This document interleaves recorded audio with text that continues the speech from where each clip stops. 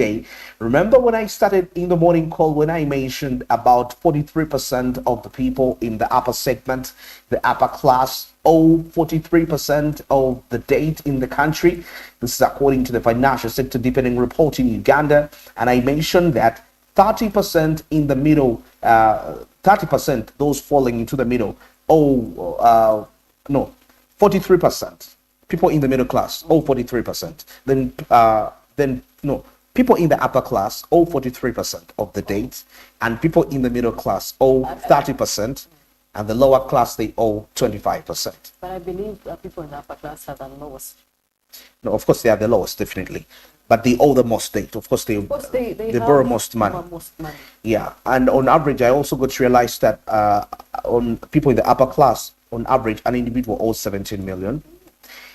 In the lower class, on average, 12.7 million. In the in the middle class. Then the lower class, which carries 25%, on average, an individual owes 3.1 million.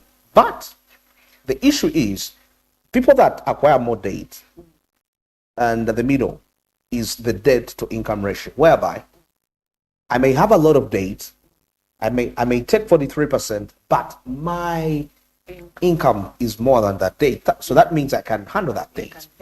And surprisingly, the people that take the least debt, that is with the 3.1 million, and those are just 25%, that debt is too big for them to handle. So the debt to income ratio, it is not balancing. It's probably, if it's debt to income, it's about 2 to 1.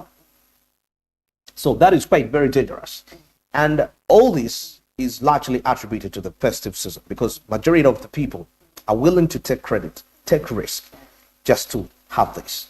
But then it also brings me to wonder, how are people in position to actually acquire all this debt in a country where there is limited access to credit?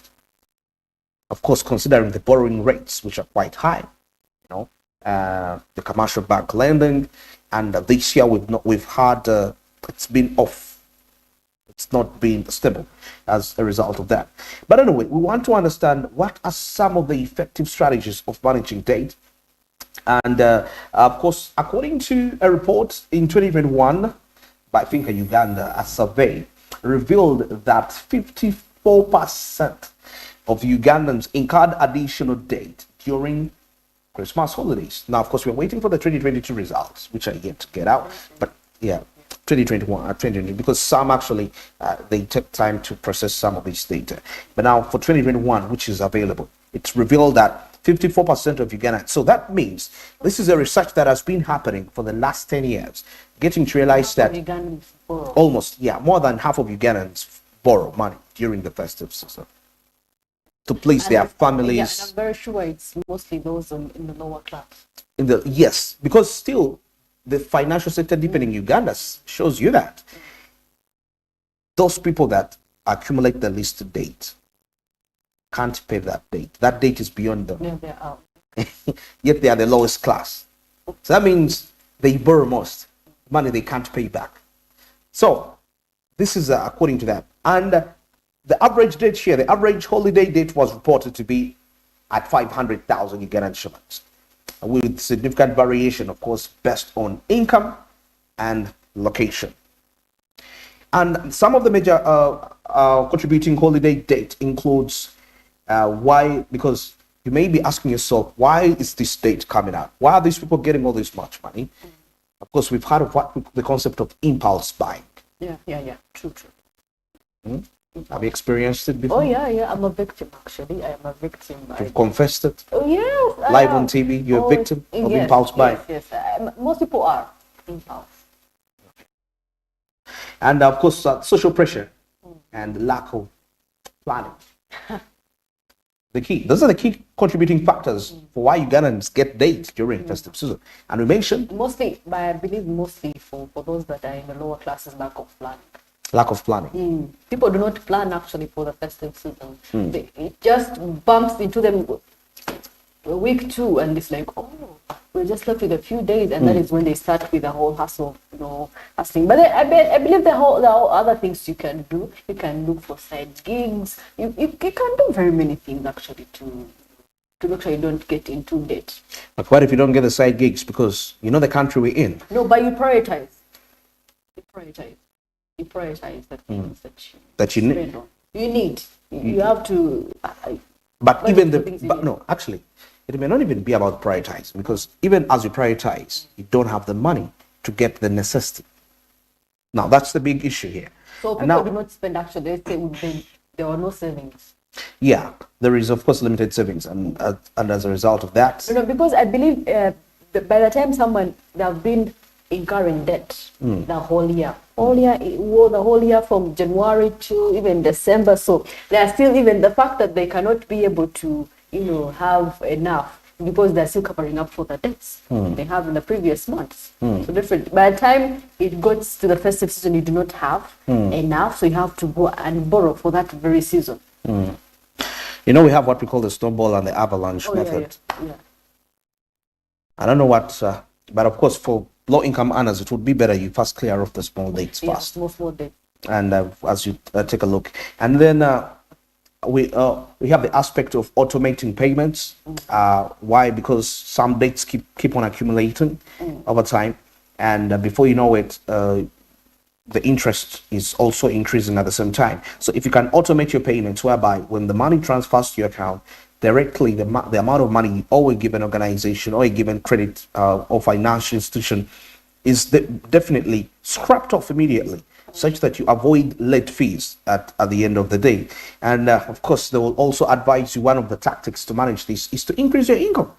Increase your income, productivity, because I can really understand that for an economy to grow, there has to be availability of credit. I mean, if we are talking about short-term growth cycles, credit is key. And because with credit, you can have income and increase your spending power. But still, if you ought not to use credit, because in the long term, once the debt burden increases, it bubbles. It bubbles and you bust before you know it, because you've been accumulating credit for this time. But if you decide to increase your income by embarking on productivity, okay, get the debt, but invest it in assets that are going to help you raise income. Because by nature, we understand can't do it with debt. It's still keeps on running. Actually, the truth is, you find that the number of transactions vis-a-vis the actual cash transactions, I mean, the number of credit transactions vis-a-vis the cash transactions, creditors dominates. What we call actually cash is limited compared to credit. Anyway, will be a discussion for another day. But that is something we need to take into that. Now, if we are to start to talk about the aspect of having a financial freedom roadmap, away from that, it's important to build an emergency fund. And now here we see that aim to save at least 3 to 6 months of living expenses as a buffer against financial emergencies and avoid resulting of debt into future. And now you can also here invest in long-term goals.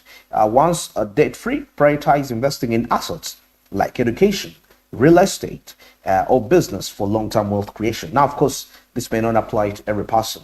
But according to your degree, you know what assets you can actually invest in. When I talk about assets, I mean, real estate may not be your thing, definitely. I can understand, because your income is not yet there. But at least there is something you can invest in as a low-income earner, and you can see it grow, see your asset grow. Could be a simple plot of land.